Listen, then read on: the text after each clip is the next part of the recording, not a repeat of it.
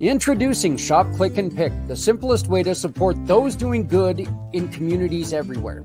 We understand that shopping is a necessity, but with a slight adjustment, you can make a huge difference without spending any extra money. Here's how it works. Please visit communitypayitforward.us and navigate to the Find Your Partners tab. Discover our verified giving partners, which are trusted allies ready to meet your needs. Shop with any of the partners that resonate with you. Click a picture of the receipt or invoice, then pick the mission partner you wish to support and use their QR code to send the receipt directly to us.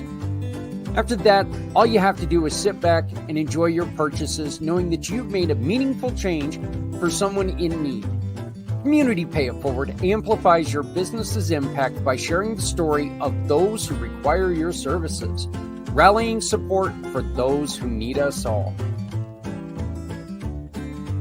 Because no one needs to go it alone when we all come together.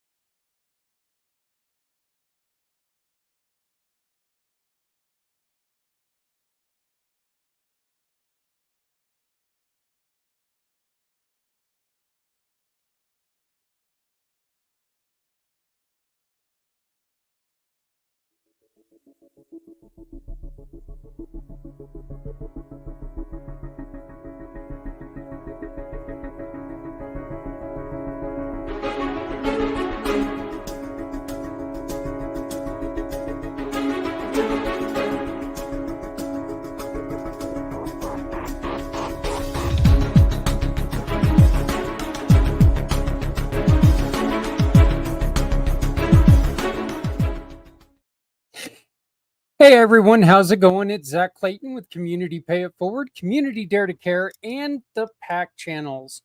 And somebody just popped in, which made my life a lot better.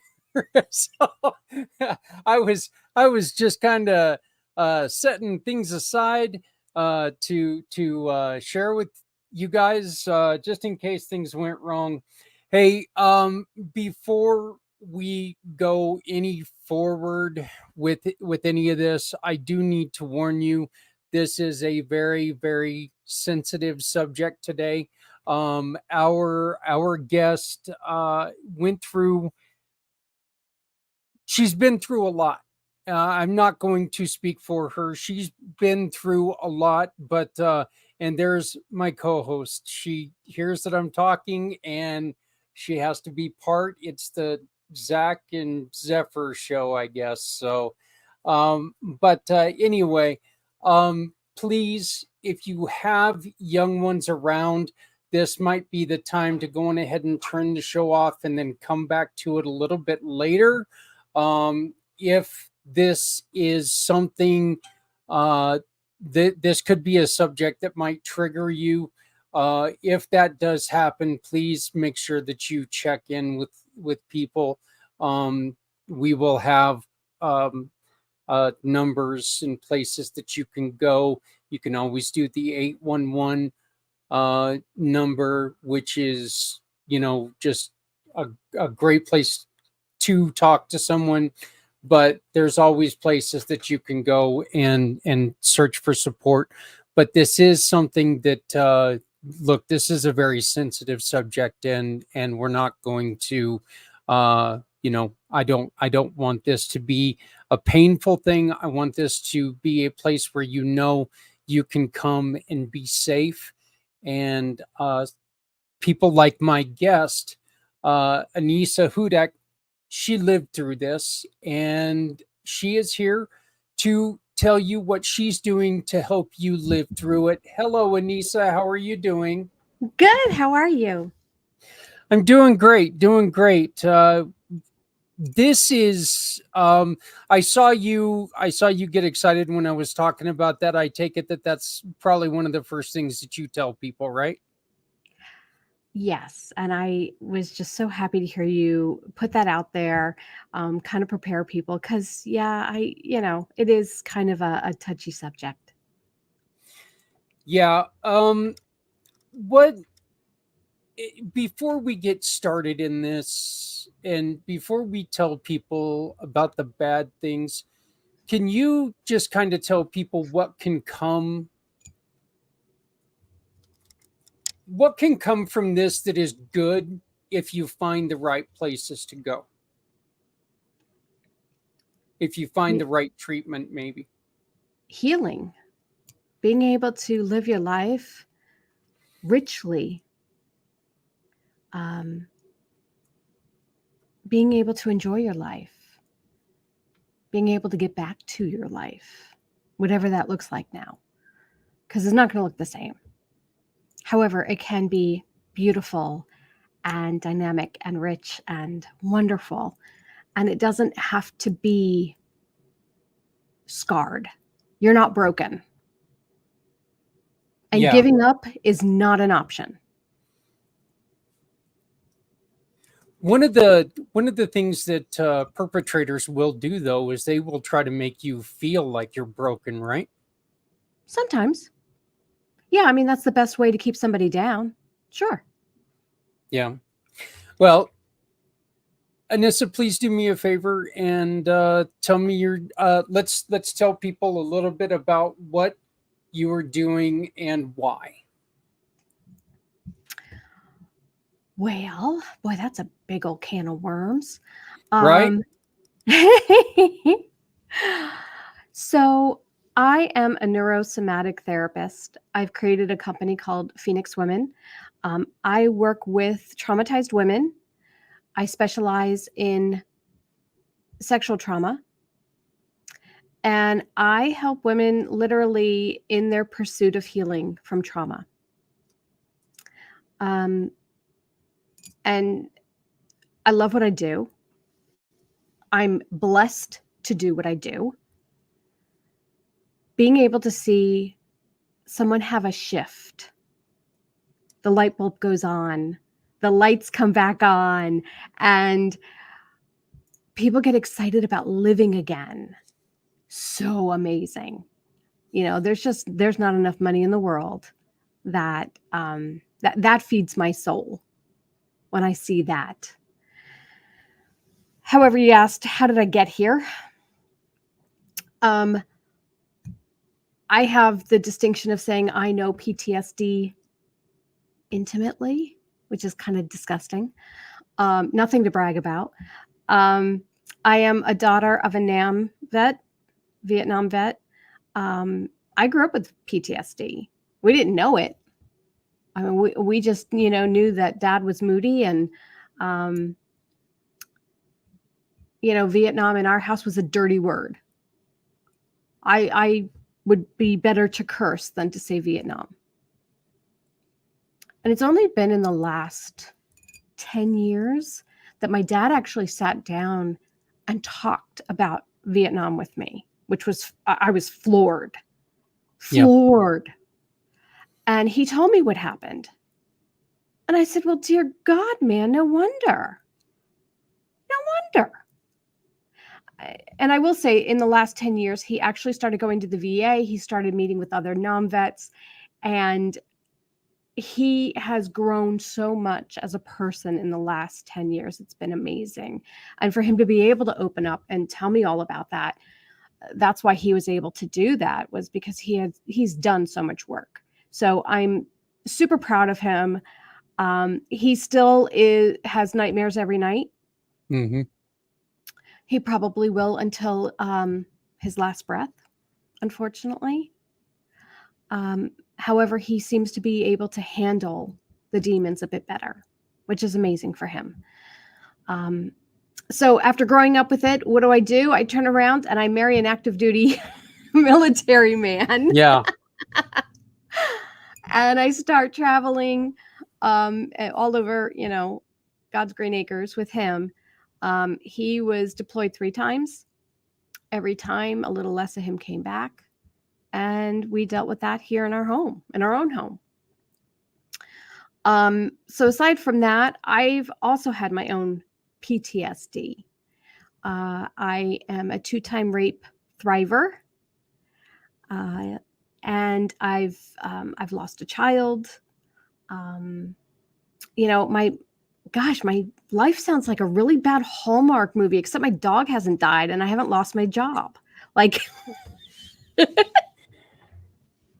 however, I'm still That's sad. here. I'm laughing about that, but the way you put it, I guess true, it was right? kind of funny, So yeah, it's I don't worse mean to than a sound country flip. song. Yeah, exactly, right. Maybe if they play it backwards, I'll get everything right. There you Get go. everything There back. you go. I don't mean to sound flip. However, having a sense of humor and laughter is probably the very first line of defense, and such a wonderful way of healing. So I'm not making light of what has happened. I'm just sitting on the other side of it, and I'm okay.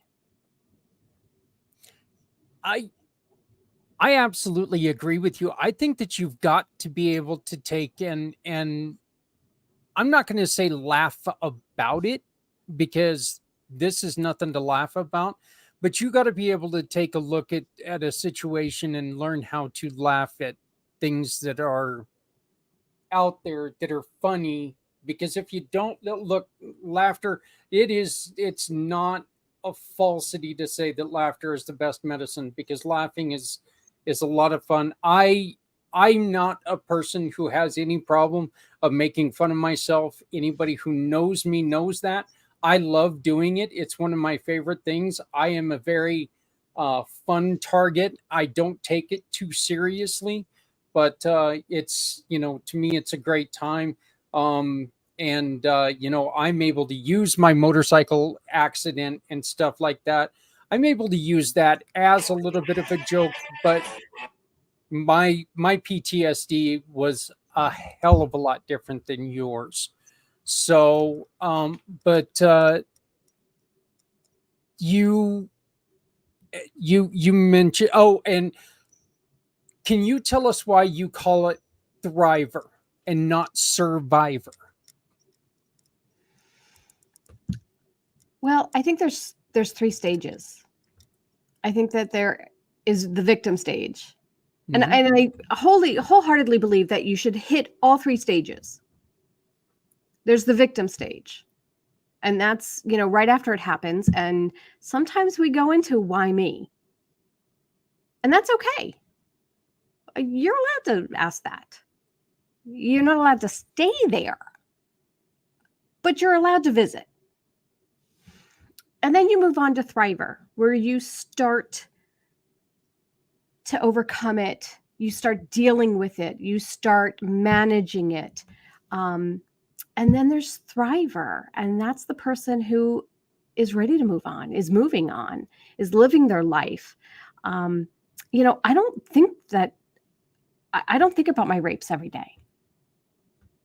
I don't think about PTSD every day. Now, that being said, I work with it every day. I see it every day, but I don't think about my own PTSD and what I went through and what have you. I don't think about it on a daily basis. Things that used to trigger me don't trigger me anymore. I'm really blessed. So I'm thriving. I'm living my life. I'm not letting it dictate to me how I'm going to live my life. What was the first step on moving from victim to survivor? Deciding I wasn't going to stay there. Truly, deciding I wasn't going to stay there. I wanted help. I wanted to move past it. And, after my first rape, I did what everybody does. I went into talk therapy because that's what you do, right? And here in the West, especially, you have a problem, you go talk about it. And you talk about it. And you talk about it. And you talk some more about it. And I found that every couple of years, I was finding a new therapist because I was, where in the country. And I was going back and talking about it. If you can't tell, I'm from New York originally. And so, but I wasn't getting anywhere. All I was doing was talking. So several years later, I guess about at that point, it was almost 20 years after my first rape. I was in a yoga teacher training course at a yoga training school, and they were running these courses called, it was YogaFit, which is an amazing yoga teacher training school. And they were doing these warrior classes. And I thought, well, I live right outside of Fort Riley, Kansas, a huge retirement community for military, large active duty component, lots of comings and goings, deployments. I should take these courses and bring them back to my community. And I was like halfway through the first day and I was like, oh crap. Like I thought I had a pretty good handle on my PTSD. Yeah, I have no handle on my PTSD. Like the first person I need to work on is sitting right here. Oops. And that's where I learned about how the body traps the trauma in certain muscle groups. And how PTSD, we think of it as a mental health condition. It is not. It starts in the body. It is a reaction that, literally, it's biology. This is high school biology stuff. And they are not teaching this, by the way. No. Very sad. Very, very sad. And if you would indulge me, can I discuss it? Yeah, please. Okay. So, have you ever seen two dogs fighting? Oh yeah. Okay. I've got 3 large dogs, and they tend to play until they get mad at each other. So. Okay. So, after they fight and they start to walk away from one another, what do? Go and lick themselves and lick their wounds and hide a little bit, or one of them hides and the other one comes up for a little bit of I'm sorry, Daddy, I didn't mean to do that. So have you ever noticed that they shake? I guess yeah. So I hate to burst everybody's bubble, but we are animals.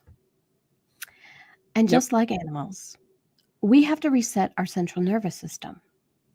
And that is exactly what your dogs are doing when they shake. They are resetting their central nervous system. We have the upper echelon brain that handles all of the important stuff, math, logistics, grocery lists. Our emotional regulation is held in this part of the brain, the upper echelon brain. And then you have the reptilian brain. And that is everything to keep you alive that you don't think about. Breathing, blinking, belching, all that kind of stuff. That is where the freeze, fight, fawn mechanism is held. There's 4 of them. I know I forgot one. Freeze, fight, fawn. I forgot. Anyway, so anyhow, we have to reset the central nervous system to take us from the reptilian brain back up to the upper echelon brain. If we do not reset the central nervous system, what happens? PTSD. So after a car accident, if you see someone shaking, if you're at a funeral and you see someone very upset and they're shaking, they are resetting their central nervous system. That shaking mechanism is so incredibly important. What do we do, though, as humans when we see someone shake? Oh, come here, let me hold you, let me stop you from shaking. We don't like to see that. Yeah. That is true. And even think about it, gosh, you might even get strapped onto a backboard by an EMT to help, with the shaking. You have to let that body shake. What we're able to do with the yoga therapy is actually get the muscles to shake to help reset the central nervous system. The more and more we do this, the more and more you get to live up in the upper echelon brain as opposed to the reptilian brain. So this is amazing. I had the honor of working with military for many years, loved it, absolutely adored it. However, in my private practice, I was able to work with women who were like me. And being able to do that really fed my soul. However, it came back to, I'm in talk therapy and all I do is talk about it. I'm afraid to talk about it. It scares me. I don't want to deal with the demons because I'm so afraid of it. All I keep doing is talking about it and there's never any closure. And I understood this because I felt the same way. So I started doing some more research and I came across this suite of literally, it's amazing stuff. And that's kind of where the neuro comes in of my neurosomatic therapy. And we're actually able to help women literally tap into the unconscious where the trauma lives in that reptilian brain. We get them to a place where they can process it. And because the emotional regulation is actually in that other part of the brain, these women can process their trauma emotion-free, fear-free, pain-free. They don't have to relive it. They don't have to even talk about it. And yet we are able to help them process it in the unconscious mind and be able to just deal with it and move on. Amazing stuff. You were talking about the talk therapy. You don't want to talk about it, but you have to talk about it a little bit, don't you? I mean, you can't. What's the difference between not talking about it and holding it in?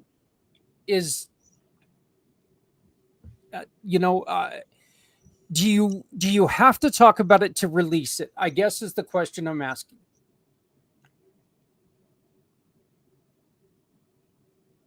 Yes and no. Okay, good. I'm glad I got a complicated answer with that complicated question. So I think it's important for everyone's story to be heard. Mm-hmm. However, if we continue to talk about it and talk about it and talk about it and talk about it, we ingrain that. Literally, neurologically, we ingrain that into our brains. And that's not good. So as talking about your story is one thing, but to a point. And then there's a point where you have to process it and move on. And so it's kind of like this fine line, and if you've spent years in therapy like I have, I had to literally rewire my brain. So yes, it's important to talk about it to an extent, However, to release it, no, you don't have to talk about it to release it.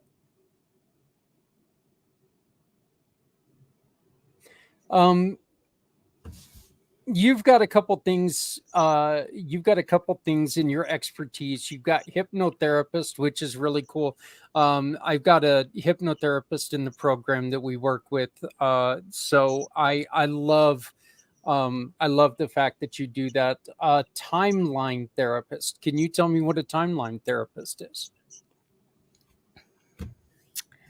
Well, it's part of the suite of skills that I learned, and everyone has a timeline. Mm-hmm. And what we're able to do is kind of tap into your timeline, see where it is in your body in relation to your body. Where do you see your own timeline? And then we're able to take you into your timeline, back and forth and what have you. And it's really amazing. We're able to, go back to that place. However, we do so in a way where you are not emotionally there. You are not necessarily associated into it. You are to a point, but not entirely. And you get to reprocess the event. And then we bring you back. It's part of the hypnotherapy. It's all it's all together. So is it one of those things that with the timeline you help to build a timeline? This is where you are. This is where you want to be. Now let's go back and look, but this isn't where we're going to stay. We're still going to work towards. Is that a simple explanation? So your timeline can go into the future. Your timeline goes into the past. Mm-hmm. If we need to go into the past to revisit a situation, we can do that. If we need to go into the future and visit something that you want to see occur, we can do that. And in fact, we can even place it in there, which is really neat. We can place goals there to help it makes it so insatiable that you have to complete these goals. So fun. That sounds really interesting. A master NLP results coach. NLP. Neuro-linguistic programming. There you go. What is a results coach? By utilizing certain words and phrasings, we are able to, again, with the timeline therapy, with the hypnotherapy, like all of this is all combined. None of these are really standalone kinds of stuff, except for maybe the hypnotherapy. That could be kind of standalone. By using certain words and phrases in a different way, we're able to literally get your unconscious mind to do things for you. Now, one of the big things about hypnotherapy is that people are like, I don't want to squawk like a chicken every time a bell rings. That is so funny. But it's true. That's, people's perception of hypnotherapy is, they're going to squawk like a chicken. They're going to get up on stage on some cruise ship and take off all their clothes, or Scooby-Doo. I mean, Yep. That is our whole thought of hypnotherapy, no? Yeah, I tell Daria every time I talk to her that, you know what, Daria, I would come to you, but you know what kind of a jackass I can be. And I do. I tell her every time. I'm like going, I know that you and my wife are going to talk and she's going to have a key word. And all of a sudden I'm going to end up cleaning the house or something like that. Right. And so, everyone. and it's always going to be during a hockey game. I know it's going to be during a hockey game. Of course. I would totally put that in. No. So here's the things about hypnotherapy that people don't really understand. Number one, you are in total control. Mm-hmm. If you don't want something to occur, it's not going to occur. I can't hypnotize you to go rob a bank. Unless you're a bank robber and you like to do that. Then it's, you do that. However, if you're the kind of person who doesn't rob banks, Well, then I'm not going to be able to make you do that. So you have the ultimate control. Working with me takes a lot of time. And I say a lot of time, several hours in which we really get down to the nitty gritty of what you want. And the things that you want, I'm able to help you go in and put into your unconscious so you can reach those goals. All goals come from the unconscious. They don't come from your conscious mind. Everybody likes to think that the conscious mind rules. It doesn't. Everything comes from the unconscious. And so we're able to utilize hypnotherapy to help you reach your goals that you want. I don't put anything in there you don't want. But we take a lot of time to ensure I know exactly what you want and how you want to accomplish it. Then it's just easy. So that's the thing about the NLP. The NLP, we phrase these things in certain ways so your unconscious gets it and is able to utilize it. And that goes into the practitioner as well, Yeah. the NLP practitioner. You are also a certified yoga therapist. What is the difference between a yoga therapist and a yoga coach? Oh, I love this question. Oh.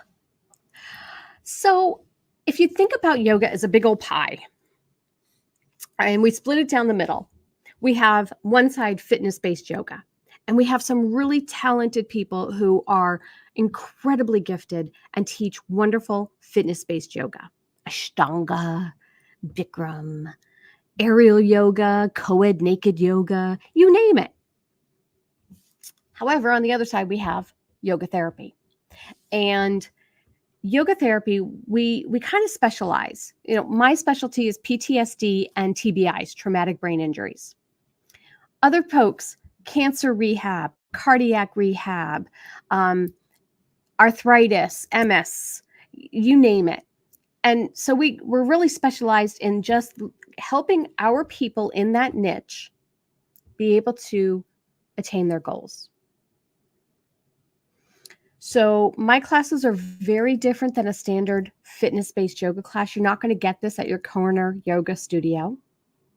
My classes are very different. In the yoga world, if you will, like a 200 or 300 level is like having a bachelor's. A 500 level is like having a master's, and having being a yoga therapist, it's well over 1,000 hours.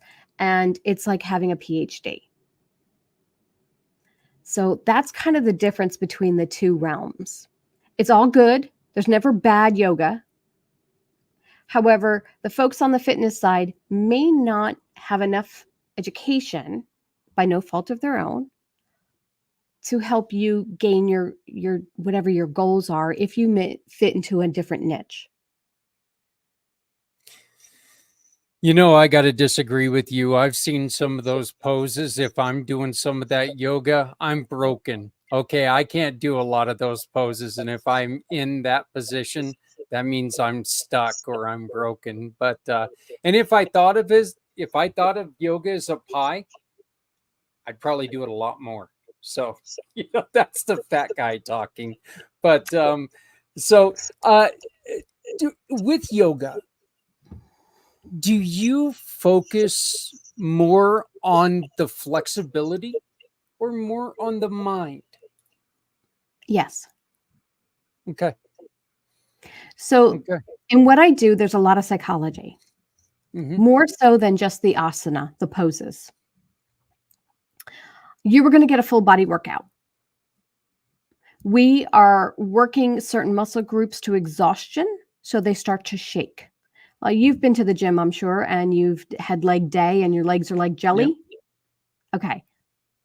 We want to accomplish that jelly-like feeling. So they're actually vibrating, they're shaking. And by doing that, when we get those muscles to that point, they are helping to reset your central nervous system. Cool. However, there's other things that are going on. Folks with PTSD, they really don't like it. If most people, anyway, if you're walking around the room and you walk behind them and they don't know where you're going and you're behind them, you make them feel kind of awkward. I never leave my mat. Never. And if I have to leave my mat, I announce that I'm leaving my mat. I tell them exactly where I'm going. And I go there and only there because they need to know exactly and have no surprises. The lights always remain on. When you go into final relaxation, which we call Shavasana, most classes you lay on your back, you're kind of spread eagle, palms are facing up, you close your eyes.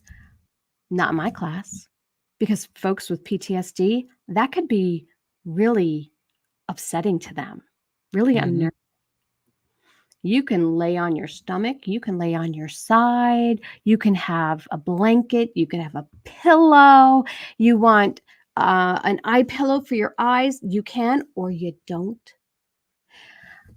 And we all know that when things are silent, that's where the scary shit lives. Excuse me.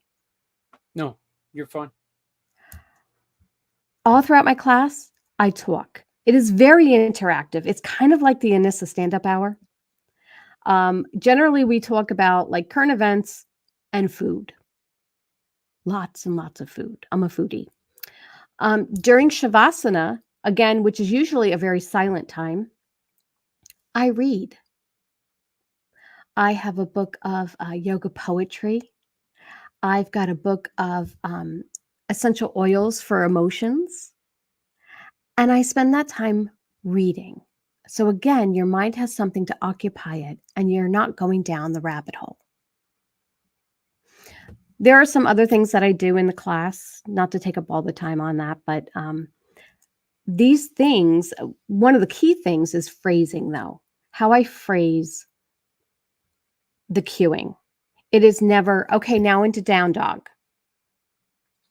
It is, when you're ready, come join me in down dog. One, people might be really enjoying the pose that they're in and they're not ready to leave it. Two, folks who have had PTSD or struggling with it, our power, our self-agency, our control has been taken away from us. I want to give that power back to these folks. And so when they decide they're ready to join me in the next pose, they know what it is. When you're ready, come join me. I'm giving them the option. I'm giving them their power back. So a lot of psychology along with having a full body workout. I really was expecting that answer, both, but I wanted to make sure of that. I hate, the whole saying about assuming something, but it yoga, I know, is one of those that, look, you've really got to work your mind to work your body. And all exercising really should be that. You should be able to work your mind while you're working your body. It shouldn't just be a one-sided thing. And, sometimes I think that some people just concentrate too much on working the one thing. But when you talk phrasing, is phrasing the way that we talk about things? And I ask this because I was talking to somebody the other day and on the show, and I brought up the fact that I quit smoking because I said I'm done smoking. I didn't say I think I'm going to quit smoking. It was I'm done smoking. I'm finished. I'm not smoking anymore. It's not I think I'm going to. Because in my mind, I see I think I'm going to as giving yourself an out. Well, I thought I could do it, but I couldn't do it. I think I'm going to quit drinking. Well, that gives myself an out because I wasn't for sure if I was going to do it. I was just thinking about it. Does that have anything to do with the phrasing that you're talking about? Positive, strong. Absolutely. Absolutely. If somebody says, I'm going to try, I automatically know that it's not going to happen. Try is the biggest problem I have. I still catch myself saying, I'm going to try, and I'll stop myself in the middle and say, I'm going to do. But try is the hardest word I've struggled with try. I will tell you the greatest teacher of NLP and phrasing is Yoda. Yeah, you told me this. I like Try that. not, do not try. The unconscious doesn't like negative words. Don't, not, can't. And so you'll hear me say, I care not. Because anything that comes right directly after that negative, the mind puts away. So if I say, I don't care, the care goes away. So I care not. Yes, Yoda is the king of NLP, I think. That is so awesome. Reiki master, can you explain? And I know I mispronounced the word. My wife is a Reiki master, and she gets mad at me because I mispronounced the word. But It's okay. It's all good. Reiki. So you were close. You were really close, actually. It is a Japanese healing touch therapy. It is phenomenal. It is so yummy. I think that if you're really early in your journey of healing, Reiki is incredibly powerful.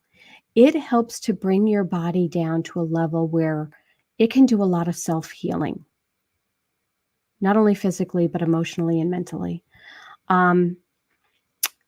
I will tell you that the vets that I worked with on post here at Fort Riley, they loved it. It's really wonderful. And if you ever get the chance to experience it, it's just phenomenal. this one could be a little difficult in somebody who is in your situation, though, is it not? If somebody is coming out of the trauma of a sexual assault, this would be one that probably wouldn't be the top one in their recovery, or surprisingly, would they be open to it? It depends on the person. Also, what's really important is that, Reiki can look like a lot of different things. As long as you have a heartbeat, you can do it. You can have it done. So in a hospital bed, in a wheelchair, I've done it to, folks in recliners. You could put a blanket on. You don't necessarily have to touch the person. The person can be completely awake during that time. Their eyes are open. I've had sessions where the folks talk to me the entire time. That's part of releasing. It looks like something different for every person. It doesn't have to look like any specific thing. Whatever you need it to be, it is. And so as long as you have someone who is open to kind of going with the flow and letting it be yours, I don't think that there's a problem with it. It really depends on what your needs are. Are you ready to spend that kind of time with someone?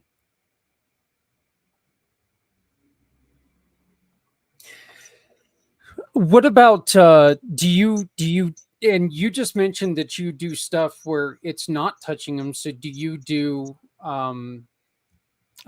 energy work? Do you do any of that? That's exactly what Reiki is. Okay, it is. All right. Yeah. So and can you explain to people what exactly energy work is? Because this is where, a lot of people are going to sit there and go, ooh, voodoo. Ooh, yeah. Yeah, it is a little bit, but I mean, it is what it is. It's a national area. This is older than the the doctors that we go to every day. This is a treatment that's been around for a day or two, right? Well, I hate to once again break it to folks. However, we are energetic beings. What Yep. happens when your heart stops? What do? They shock it back into rhythm with electricity. We are energetic beings. You know, our being doesn't stop at the skin. We have this whole other part of us. How many times have you heard somebody say, gosh, they got into my personal space? Yeah. Yeah. Hello. Yep. Yep. That's your energy space. That's one problem I have with not having the right ear, and is if I'm in a place where people are like really really close to me and only having like the one ear to hear everything, I literally hear everything. I can hear people breathing, chewing, whatever they're doing, and I'm like, get away from me. And I get very very nervous with all of that. And that's okay. That's Oh yeah, absolutely okay. Yeah. it is However, for me. They don't like it too much. but that's your personal space. And you Mhm. know, it goes beyond you. Probably a good foot, if not more. Some people have more, some people have less. I don't think it has anything to do with how big of a person you are. I think it's just who you are. And yeah, so we're working in that area when we're utilizing Reiki. Okay. Okay, and your talking topics. These are counseling sessions. My talking topics? Yeah, these are like counseling sessions, or is that what Oh, we're oh, talking here? Because you got like hypnotherapy, the NLP mindset for PTSD and trauma, yoga therapy, yoga, PTSD, those are things and that I talk trauma. about on podcasts. Yeah.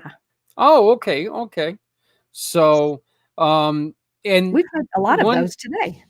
yeah, and we did touch a little bit on grief. I did want to, uh, I was, we talk a lot about what we can do for people who are contemplating suicide in this show. That's the whole reason it was created. And I know that people who suffer domestic violence and sexual assault, unfortunately, the women who suffer um, violence in this manner, they are three times as likely to unfortunately end their life. Anissa, what do they need to do to what's the first thing that they need to do if they start feeling like that's the way to go? I mean, and I know that's a difficult situation because you don't know who they are, but what if this is something that they just feel like they can't handle anymore? What would you tell somebody to do? Other than hold on, what would you tell them to do to move forward? Well, first off, you're not alone. Yeah. That's number one. And I know how lonely it does feel because I've been there. So I understand how lonely and isolating it is. One of the things that your abuser wants to do is isolate you. So you're probably feeling incredibly isolated and lonely, and that there is no other option. You might feel like you have exhausted all options.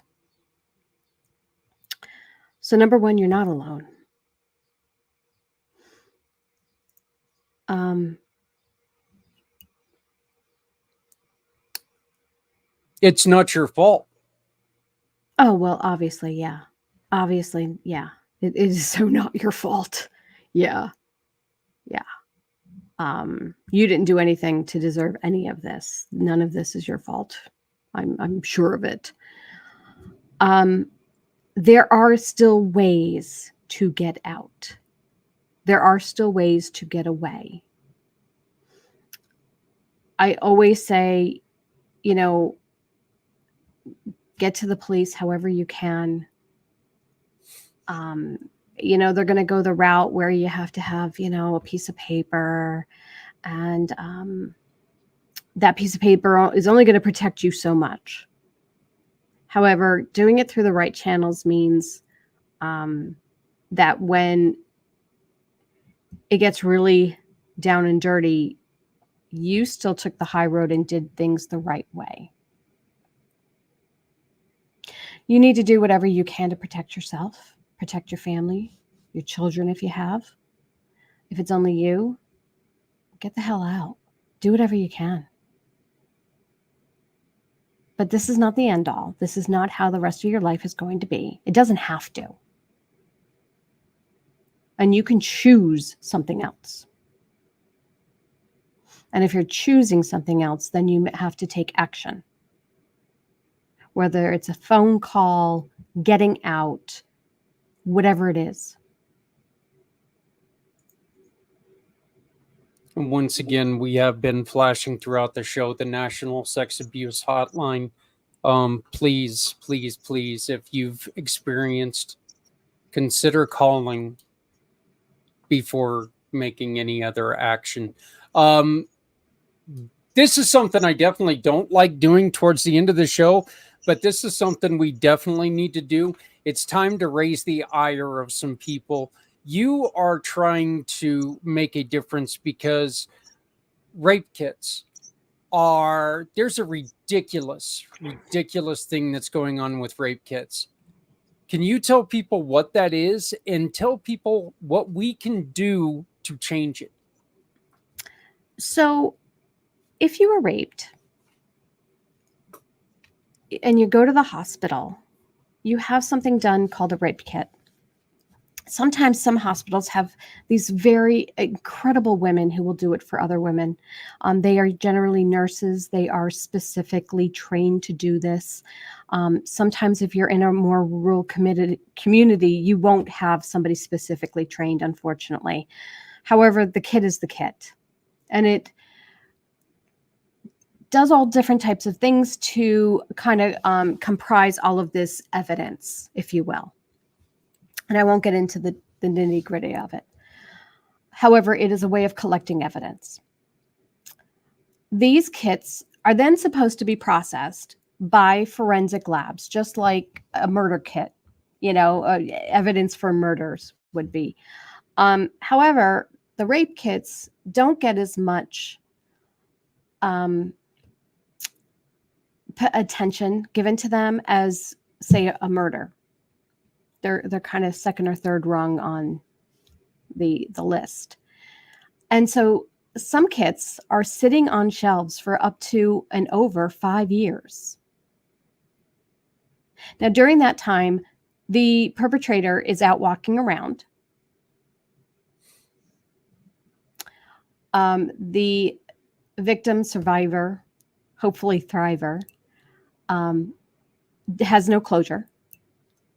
And the DNA kit is sitting on a shelf degrading. I think that we should have a lab in each and every country, state and country for that matter, specifically designed, so each and every state of the union, just to do rape kits. Let's take the workload off of homicides and other things like that, because they're important. I'm not saying they're not. However, let's let them have, that workload, and let's take all of the rape kits, put it through one particular lab, and that way we take the workload off of them, and they're given the attention in a timely manner. So I think that that's what we need to do. I think there should be a lab in every single state. I absolutely agree with you. And that is something that, When you were telling me this, I had to kind of bite the inside of my cheek. I couldn't believe that. These, not only is that perpetrator out there walking around, this perpetrator's got the thought in mind, hey, I got away with this. I can do it again. And You again, know, and and again, again and again. and And you know again. what? Maybe it ends up in one of those murders or something. You just never know. People who don't get caught, they'll push the boundaries. That's what they're going to do. So that is such a horrible fact, and it really bugs me that is like that. Did you have a question, or do you just want to be seen? I think it Yeah, irritates her too. yeah. So, yeah, she I don't know. She kind of looks like she has something to say. But if she does, I don't think it's easy to understand. Um, uh, I will be honest with you. This is such a uh, fantastic interview. I love listening to what you've got to say. Would you come back and join us some other time? Oh, absolutely. I have enjoyed myself tremendously. Thank you so very, very much. Well, I'm really glad. Anissa, how do people get a hold of you? Well, I'm kind of like a bad penny. I just show up all over social media. You can find me at Phoenix Women Healing. I'm on LinkedIn.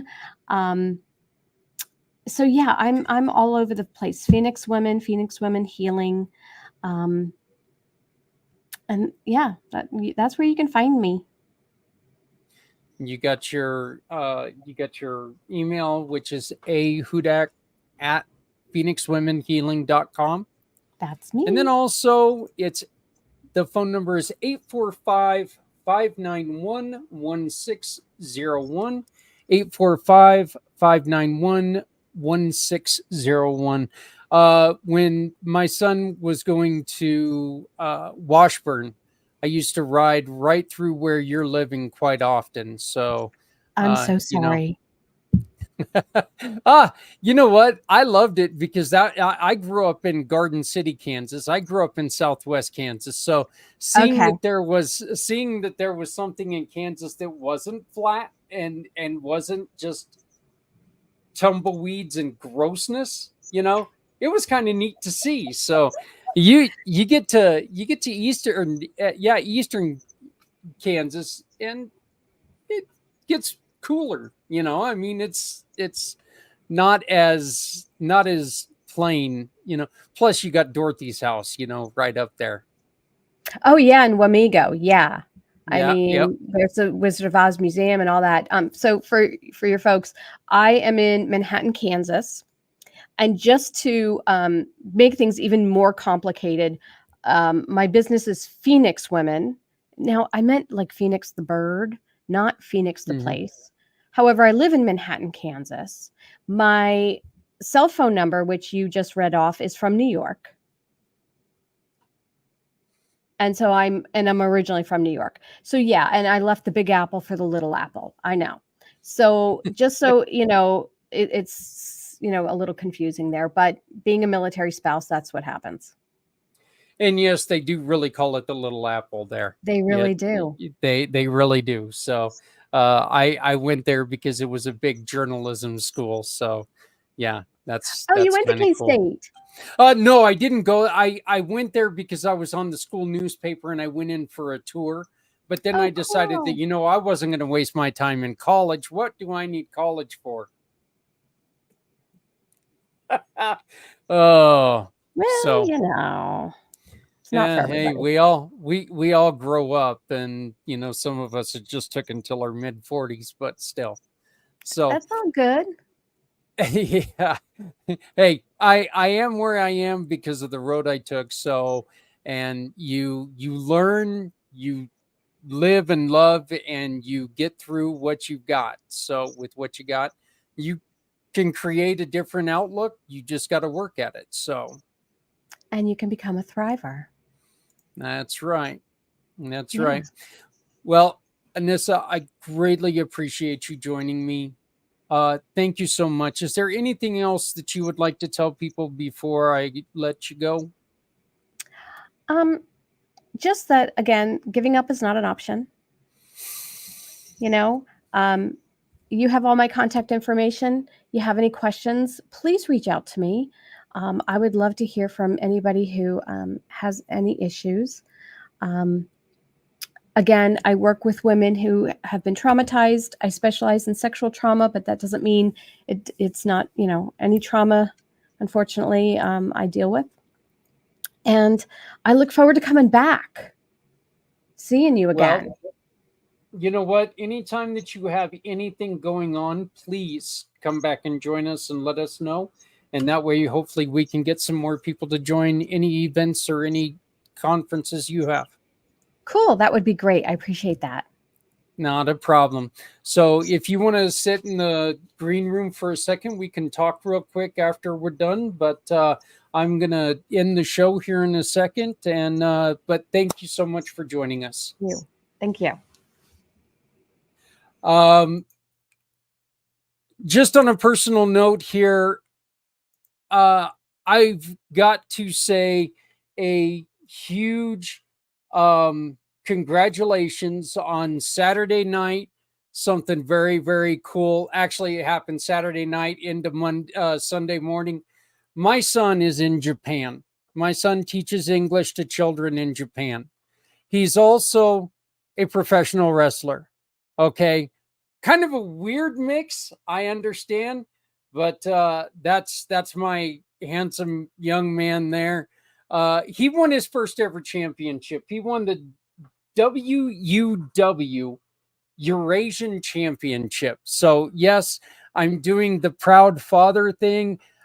We actually got to sit up and watch it. It began at 1 o'clock in the morning, and his match didn't come on until 3. So there were a bunch of tired people watching. But I'll tell you this: as soon as that match was over, I couldn't go to sleep again. I was so excited. But free from Dad, I'm so proud of you.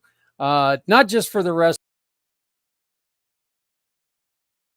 you doing the teaching and you living out your dreams, son. That makes this so cool to me. You were a kid that you went through a lot of stuff when you were younger. I wasn't the greatest person. I wasn't the greatest father. Okay. I drank a lot and I did a lot of things. But the one thing I always told you was you need to live your dream. You need to work at it and you need to do it. And by God, as much as I hated Pokemon when you were a kid, it led you to where you're at now. You found that passion. You found that love. You took your English degree that you got from Washburn and you followed it to the place that you wanted to be, which is Japan. And now you're living out a dream, and I'm proud of you. I'm very proud of you. Congratulations on your first championship. Now you're done playing, get home. I'm joking. I know you're not coming home. But hey, everybody, my name is Zach Clayton. I am the president and founder of Community Pay It Forward, Community Dare to Care, and the PAC channels. Please, please remember to love somebody out there because somebody out here loves you. If you're not helping someone, you're hurting everyone. Make sure that no one has to go it alone because they don't have to if we all come together. I will be back next week with another guest. I'm trying to decide on 1 or 2 shows, but we will be back next week with a new guest. I want to thank you very much. Stay tuned because we're going to replay the show from Friday, introducing one of our brand new sponsors and also talking to Stephanie from the Aziza Project with her campaign with Pampered Chef. Aziza Project helps women with gynecological issues. It's a very, very cool program because it's a very, it's a very sensitive and often mistaken thing that women have to go through. Women get told for a long time There's nothing wrong with you. It's all in your mind. There's nothing, we can't find what's wrong. I say it in the show. I say it in the recording. Women, that's bullshit. You know your body. You know what's wrong. Fight for yourself. Call Stephanie with the Aziza Project. She can hopefully help you find a doctor that's going to take the time and find out what's going on. But I do want to thank you all so very much for joining us. I want to thank Anissa for joining us, and I hope that we get to talk to her soon. Please, again, if anything triggered you today, 1-800-656-4673, 1-800-656-4673. That is the National Sexual Abuse Hotline. Call them before you contemplate doing anything to your life, because you know what? No matter how softly you walk, you always leave footprints. If you're gone, people are going to miss you. We will see you next week. Take care of yourself, okay? Take care of each other, because we're all we got.